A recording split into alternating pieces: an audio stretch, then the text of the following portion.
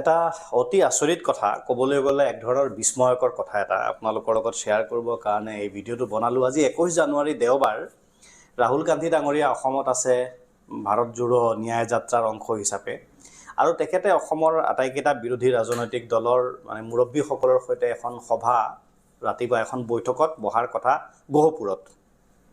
আমাৰ দলৰ মাননীয় সভাপতি আৰু বিৰোধী ঐক্যমঞ্চৰ সাধাৰণ সম্পাদক লুৰিণজ্যোতি গগৈ ডাঙৰীয়াও সেই সভাখনলৈ যোৱাৰ কথা আছিল। মোৰ ৰাতিপুৱাও তেখেতৰ লগত কথা হৈছে, কালি ৰাতিও কথা হৈছে, কিন্তু সভাখন হ'ল নে নহ'ল, মই আৰু তেখেত হয়তো সভাত থাকিব পাৰে, লগত মানুহ থাকিব পাৰে, ব্যস্ত থাকিব পাৰে, সেই বুলি মই তেখেতলৈ ফোন কৰা নাই। ভাবিলোঁ সভাখন হ'ল নে নহ'ল, হ'লে কোন কোন থাকিল, সভাখনত উপস্থিত থাকিল, কোন কোন নাথাকিল, অলপ খবৰ লৈ লওঁ। মিডিয়াতনো কি নিউজ দিছে চাবলৈ যত্ন কৰিলোঁ।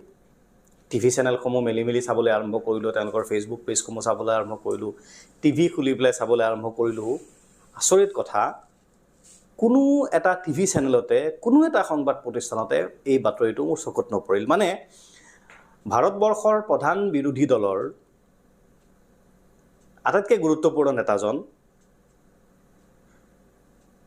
ইণ্ডিয়া মৰ্চাৰ যিটো ইণ্ডিয়া মৰ্চা শাসনাধিষ্ঠিত পক্ষৰ বিপৰীত পক্ষৰ আটাইতকৈ গুৰুত্বপূৰ্ণ নেতা, অসমৰো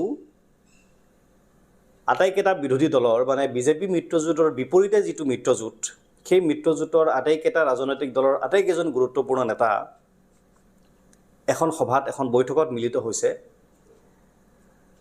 আৰু ভাৰত জোড়ো ন্যায় যাত্ৰাৰ দৰে এটা বিশাল যাত্ৰা এটা অসমৰ মাজেৰে হৈ গৈছে। আৰু এই যাত্ৰাটো যে গুৰুত্বহীন যাত্ৰা এনেকুৱা কথা নহয়, লাখ লাখ হাজাৰ হাজাৰ মানুহ হৈছে।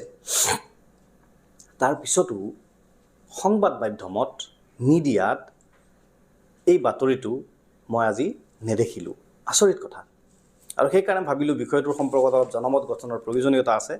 কাৰণ জনমত আমি যদি গঠন কৰোঁ, আমি যদি কথাবিলাক কওঁ, মিডিয়াৰ দৃষ্টিগোচৰ হয়, আৰু তেওঁলোকে যিবোৰ কথা ইগন'ৰ কৰিছে জ্ঞাতে বা অজ্ঞাতে, সেই কথাবোৰ তেওঁলোকৰ ইগন'ৰেঞ্চৰ পৰা তেতিয়া গুচি যাব, তেওঁলোকে বিষয়টোত গুৰুত্ব দিব। সেইকাৰণে বাতৰিটো বনালোঁ।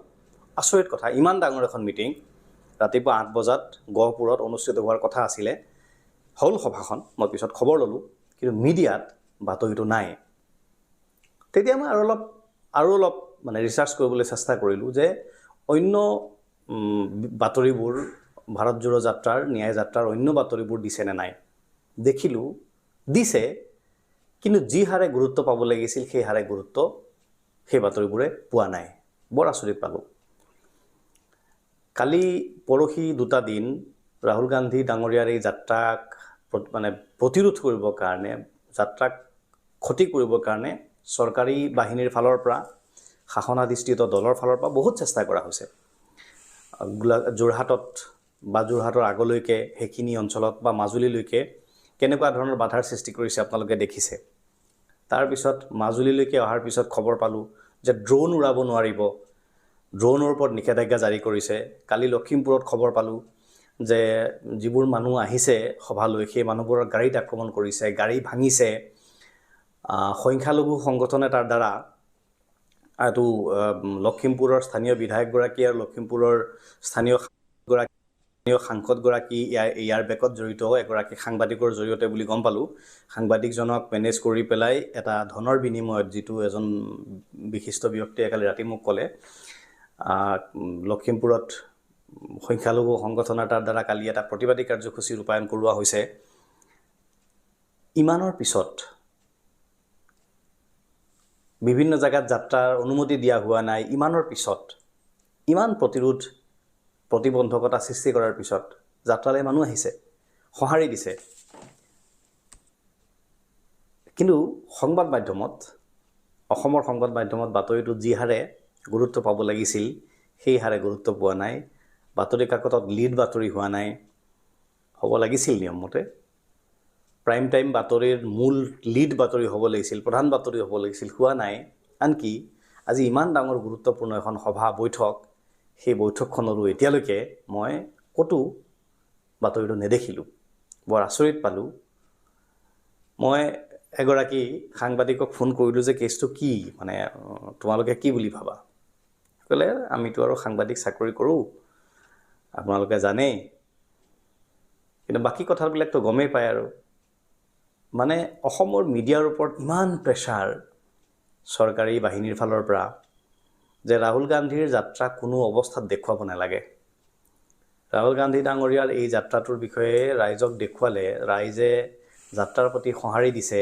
বিজেপিৰ মানুহে সভা ভংগ কৰি আহি ৰাহুল গান্ধীক গামোচা পিন্ধাইছে যোৰহাটত। এই বাতৰিবোৰ যেতিয়া ৰাইজে জানিব তেতিয়া ৰাহুল গান্ধীৰ প্ৰতি মানুহৰ আস্থা বাঢ়িব, বিৰোধী প্ৰতি মানুহৰ আস্থা বাঢ়িব, নাই বিৰোধীও যে শক্তিশালী আছে এই কথাটো মানুহে জানিব। সেইকাৰণে ইমান প্ৰতিবন্ধকতা। কি দুৰ্ভাগ্য। আপোনালোকে যদি ক'ৰবাত বাতৰিটো দেখিছে যে মোৰ চকুত নপৰিল, আপোনালোকৰ চকুত পৰিল, আপোনালোকে মোক কাইণ্ডলি শুধৰাই দিব তলত কমেণ্ট কৰি।